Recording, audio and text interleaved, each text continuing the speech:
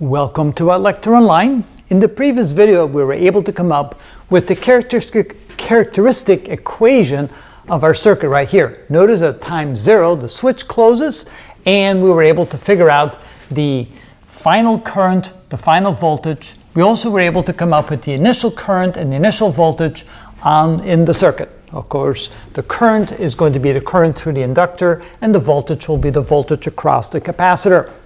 So now we're left with trying to find the equation for the voltage as a function of time and the current as a function of time. So first, what we need to do is determine what kind of damping we're dealing with, and we're going to get that off the characteristic equation. So we can say that S1 and S2 are going to be equal to the negative of the middle term, minus 5, plus or minus the square root of, that'll be the middle term squared, which is 25, minus 4 times A times C, that would be minus 24, all divided by 2A.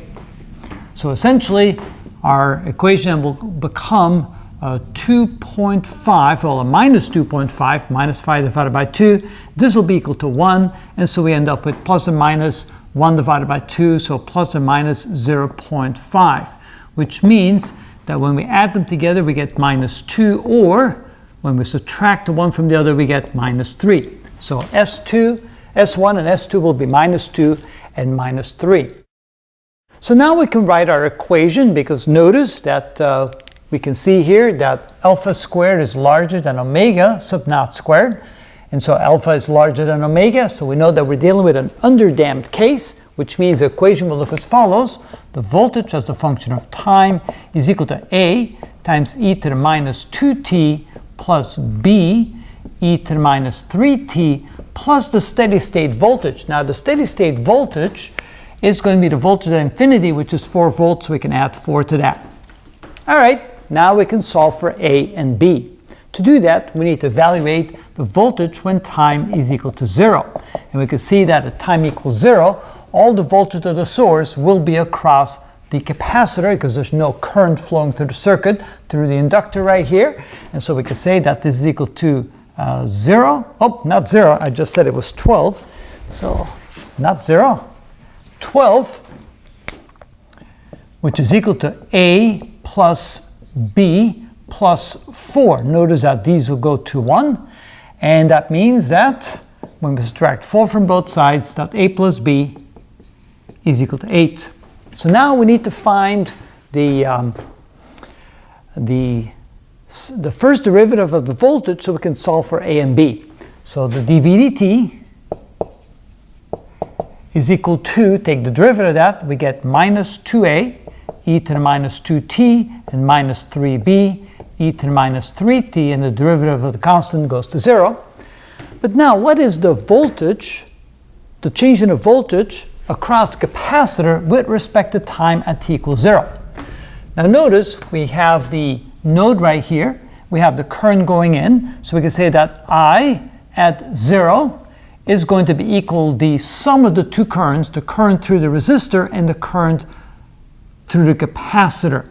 The current through the resistor will go in this direction, so it'll be V divided by 2. So it'll be V divided by 2 plus the current through the capacitor. So that would be I sub C, and that would be at 0. So we know that this here is 0, so we have 0 is equal to 12 divided by 2 plus the current through the capacitor at 0. So the current through the capacitor at 0 is equal to, when you bring it across, a minus 6. So that means at time equals 0, the current through the capacitor is a negative 6 amps. So that we can plug in here. We can say that dV/dt when the time is equal to 0 is, now, why do I need this? Is because I'm going to use this equation right here. I can say that dV/dt when time is equal to 0 is equal to the current through capacitor at time equals 0 divided by the capacitance. Now the current was equal to minus 6, and the capacitor is a half a farad, 0.5, which is minus 12. So we can see that the dV/dt when time equals 0 is minus 12, and that is equal to this when time equals 0, which is minus 2A and minus 3b. All right, now we have to solve these two equations simultaneously. So first, we can double this. We can say that 2a plus 2b is equal to 16, and then we add this equation to it. So we have minus 2a minus 3b is equal to a minus 12. So here, the a's drop out. We have minus b is equal to 4. That is, b is equal to negative 4. Well, if b is equal to negative 4 and a plus b is 4, we then say that a plus a negative 4 is equal to 8. And then, of course, when we bring the negative 4 across, we have a is equal to 12. So now we have a and b. We can now plug that into our equation right here. And we can now say that the voltage as a function of time is equal to a, which is 12, e to the minus 2t, plus b, which is negative 4, so minus 4, e to the minus 3t, plus the steady state voltage of 4 volts. So now that we have the equation for the voltage as a function of time, we now need to find the equation for the current as a function of time, and we're talking about the current right here. And again, we're going to use the same relationship right here. Of course, now we're not going to find the current at time equals 0. We need to find the current in general. And so what we can say is that the current I, let me draw a line here so we don't get confused. So I as a function of time is going to be equal to the voltage across the capacitor, because that's the same as the voltage across the resistor, divided by 2, which is the current through the resistor. So it's V over the resistance, which is 2, plus the current through the capacitor. And the current through the capacitor is C times dV dt. So plus C times dV dt. So all we have to do is add those two up. So first of all, we have voltage. And let's see, do we have an equation for the voltage? Well, yeah, right here. So we have the voltage divided by 2.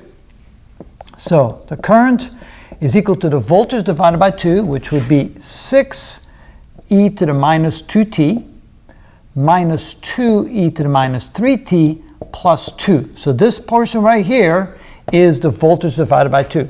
Now we add to that plus the capacitance times dV dt. Now where's my dV dt? Well, let's see here. I need to complete that right here. So dV dt is equal to negative 2 times a, and a is 12, so that would be minus 24 e to the minus 2t. And minus 3b, b is negative 4 times the negative 3 is plus 12 e to the minus 3t. And of course, there's no constant there. So now we also have an equation for the derivative of the voltage with respect to time.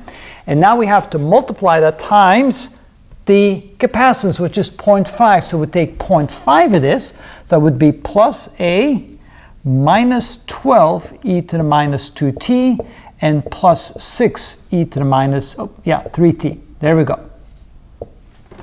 Okay, so when we combine all that, we have the current as a function of time is equal to, we have 6 minus 12, which is minus 6 e to the minus 2t.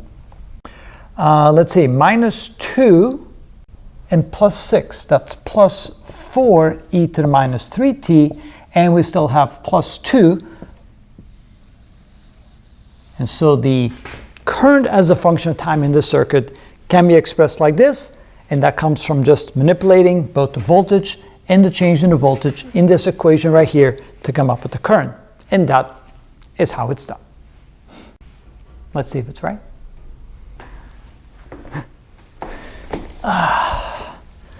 Minus 6 plus 4 plus 2. Yep, that all seems to be correct. Okay.